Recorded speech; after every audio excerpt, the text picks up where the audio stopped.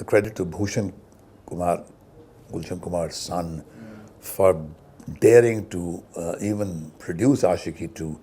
Within the 2 days of its release, the first song, Tum Hi Ho, had set the nation ablaze. This is the first You film that we have made in 10 years, and Mohit Suri's first You film. Has the painful truth that even the best stories do not necessarily have a perfect ending.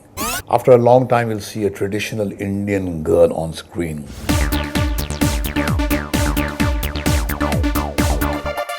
I recently interviewed Ekta Kapur in Malaysia, and she said one thing about Mohit Suri, that I'm a huge fan of Mohit Suri because the kind of music sense that he has is something really fantastic.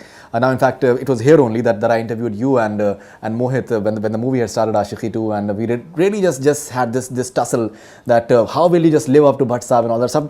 But the way that, at least if you're talking about the music and the picturization, 3 million video views for, I think, Tum Hi Ho maybe. I'm staggered by the response of Aashiqui 2 music.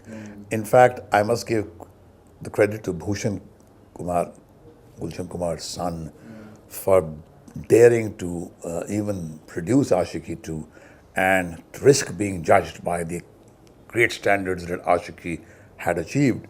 But within the 2 days of its release, the first song, Tum Hi Ho, had set the nation ablaze, and it had kind of penetrated into unimaginable spaces. It had kind of become a kind of an anthem.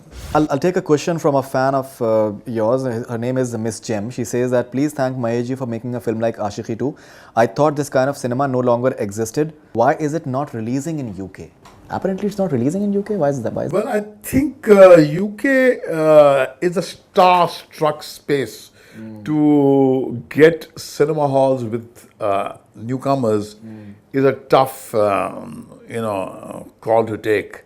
And I feel that let these guys establish themselves as credible actors in India. I think it'll pave its way into the UK cinema hall subsequently. Generally, the way the songs have been picturized, I think somewhere Mohit Suri has redeemed himself. I think the picturization is very grand, in fact, and the entire stadium look and everything, that the way he's trying to capture, I think it's superb, in fact. See, I think Mohit Suri finds his voice as a director in this film, Aashiqui 2. Having touched box office success with Murder 2 of a huge kind, he wanted to break away from that space of erotica and crime and make a You film. This is the first You film that we have made in 10 years, and Mohit Suri's first You film.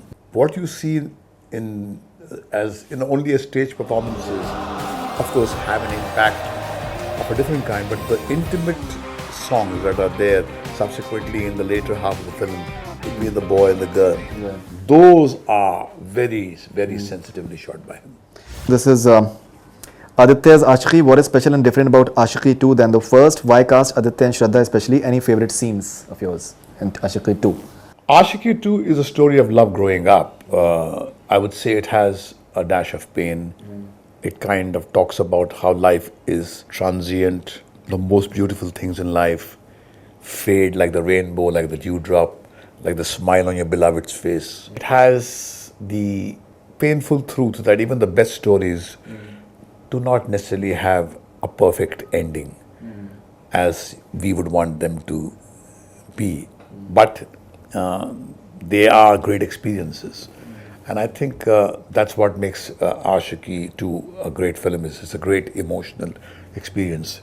After a long time, you'll see a traditional Indian girl on screen. After a long time, you'll see a angst-ridden character with a heart which is of gold, a very generous person who is not lamenting about his own, how life has been unfair to him, but he just has that kind of temperament that pushes him continues to the edge.